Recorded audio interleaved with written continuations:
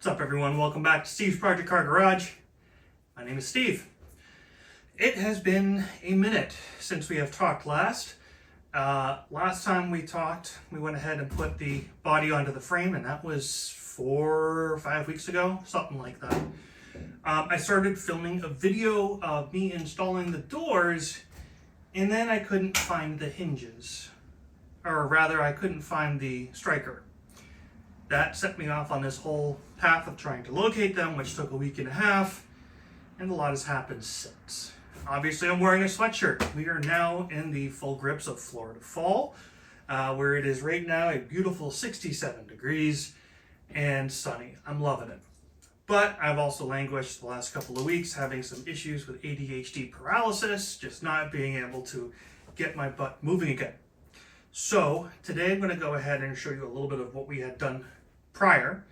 I'll give you a little catch up on where we are now and talk about what we're going to do moving forward. So grab yourself a cup of jitter juice and stick around. And let's get cracking. Alright, so last time around you all saw me go ahead and get this tub landed, and pretty stoked about that. Very happy with the way it went. It was a little bit sketch, but it worked. So I've gone ahead and I've pulled the doors down from up there where they were hanging out for the last couple of years, and I'm curious to see how these door gaps line up. I went ahead and I bought myself some shims to be able to maybe try to shim up the back or the front, whatever needed to try to close this up and make sure those gaps are good, because I really don't feel like doing more metal work than I have to. So I think what I want to start trying to do is first swap out the old hinges, get the new hinges on, because it doesn't make any sense to do stuff with the old hinges. And then once we have the new hinges on, get the striker plate put on, and just see how things go. So let me get everything organized, and let's get cracking. Alright, so I have the new hinges on. They're just loose on here. So what I'm going to do is I'm just going to offer up the door and just get a couple of bolts here into the plates and just see where this is roughly. See how bad or good it is, indifferent.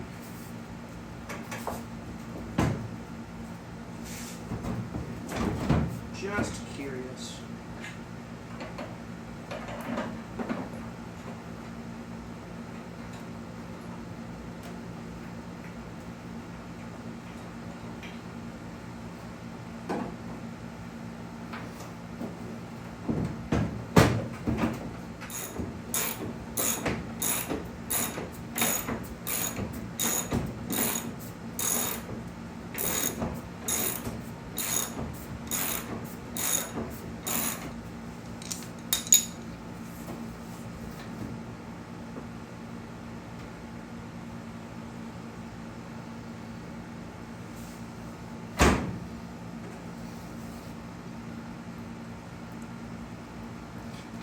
Yeah, it still looks like that gap is going to be about as bad as it was before.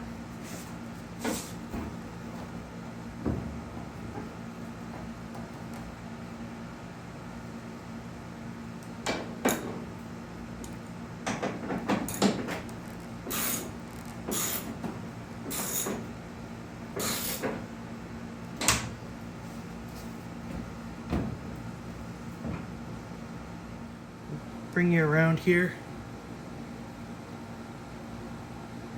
You'll see here that I got a pretty decent sized gap up here. And then as I come down, it gets tighter. So from what I've been told, if I put shims in the back, I should be able to close that up some. So that's what I'll end up trying to do. Let me poke around at this for a little bit and see what we get.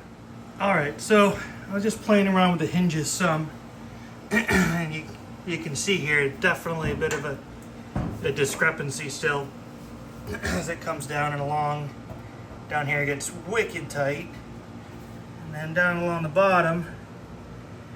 So I know there's work to be done. Up here is also kind of tight. What I wanted to see though is mainly what does this look like over here. And I think I can close up some of that if I can kind of turn the door slightly like that, which would mean that I'd have to kick this one out a little, bring that one in a little, and I think that'll help also with this pinch point down here. So I'm going to play with that a little bit. It's really just a matter of a little bit of loosening here and a little bit of tightening there, just to kind of see where it's at, and then I can get a better idea of where it all ends up. So I know these door gaps are going to be horrible. I have no question about that whatsoever. So the idea is to try to make them as good as I can with what I've got. So, yep, I'm gonna keep playing around with this. 2 weeks later. All right, so here we are, fast forwarded now to present day. I did get both doors installed, roughly both doors installed. I did end up putting in those shims underneath the rear, like I had talked about. Everything is now tightened down. Pulled the steering column down from the attic, which was great. And now when looking at these door gaps here, the door gaps are inconsistent to say the least. I watched a video of Chris Fisher's, and his Spitfire Restore, and he had the same thing here where this gap just kind of opens up, and apparently, according to him, at least in the video, it's still a pretty standard thing to have. I'm not going to really be able to close that up anymore. I'm just going to have to kind of live with it.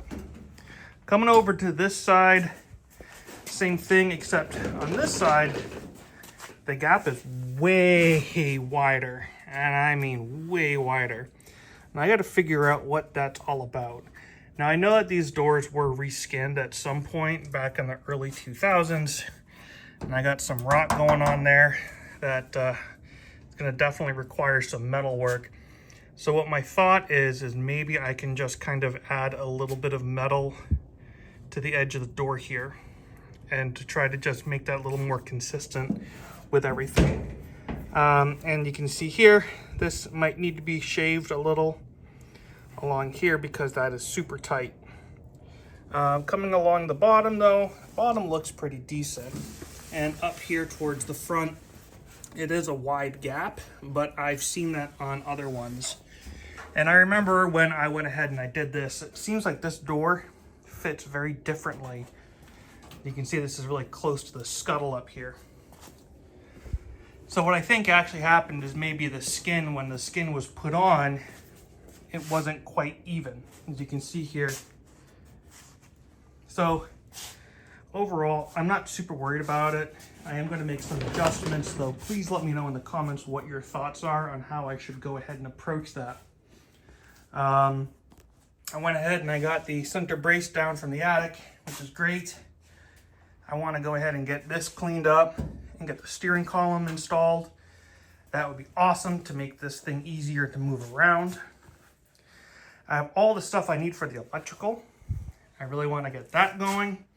I have the stuff for the pedals and the master cylinders for both brake and clutch. I found these thick bushings that were from shocks originally that I'm probably going to use down here, because remember, this gap is pretty dang thick, because I had these fat body mounts rubbers that were on here when I went ahead and fixed this initially, which I probably should not have done. But those were on there, and that's what I did, and that is now in the past, so it's all about trying to move forward. And I think that these will work quite well. Let's go ahead and just kind of keep things consistent. So that's kind of where we're at with the project. I need to go ahead and figure out what I'm going to do with these on the doors. I'm thinking about stripping them completely. I want to strip this guy as well, get the bonnet completely stripped so I can go ahead and put that on, do whatever metal work I need to do there. Because really, I want to drive this thing soon, even if it's in an unfinished state. It is now the beautiful time of the year to go ahead and drive here in Florida. And I want to enjoy this car for a change instead of just look at it. So that's kind of the situation. 3 weeks later. All right, so it's been a minute. I've had Chris over, he and I hung out, and we talked about this door gap thing, came up with a plan, and so let me kind of show you what we've discovered and what we're going to do to rectify it, and then plans moving forward. So over here, you'll see that the door is mounted. Things are still really askew. This gap up here is huge, or I'm sorry, it's tiny, whereas that side's huge. This gap here is opened up quite a bit. And down here though, you know, it's still really tight. What we found though is obviously the door skin is not in the right place. We talked about possibly trying to remove it, replace it, but I want to know what everybody's thoughts are on that.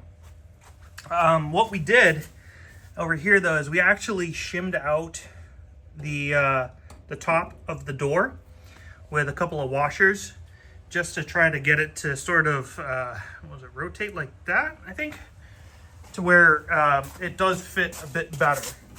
So shimming out that is good.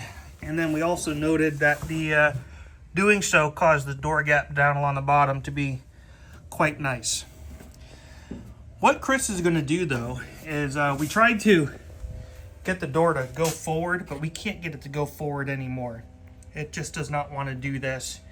We tried to wallow out the holes inside of the A-post a little bit to see if we could get it to go forward a little bit more, and we did, but ultimately what we found is that we're going to use some of the old hinges to experiment with, but we're going to kind of wallow out some of the old hinges and see if that helps out us being able to bring the door forward just the tiniest bit so we can finally get all that clearance there.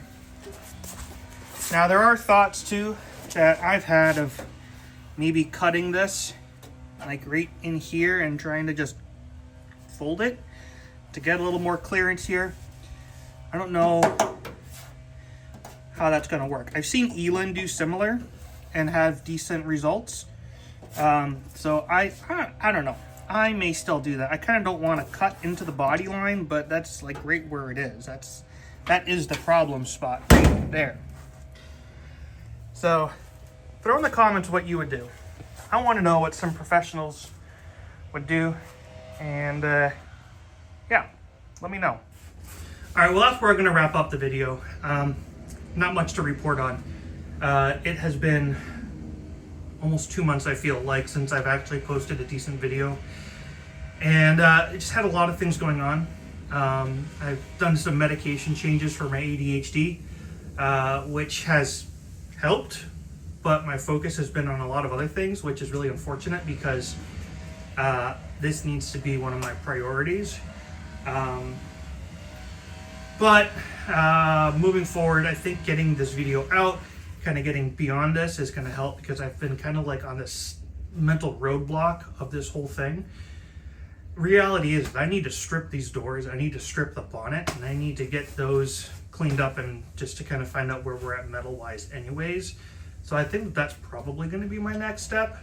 Take advantage of some of this beautiful weather that we're having currently and just get out in the front yard and just start stripping this stuff down, so that way I can get it down and get it into epoxy and then primer, and then the rest of the car will kind of look uniform.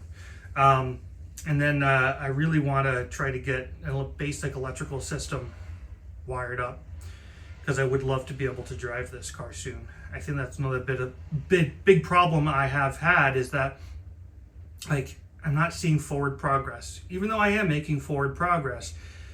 For some reason, I'm having a hard time registering that and seeing it. So I think maybe if I can fire this guy up and take it for a spin, even around the block, that may put more wind in my sails. So anyways, this is me reminding you that when working on project cars like this, sometimes delays happen and you got to take a moment to think it out and to recompile. And also remember, do not be that dreaded previous owner. Cheers.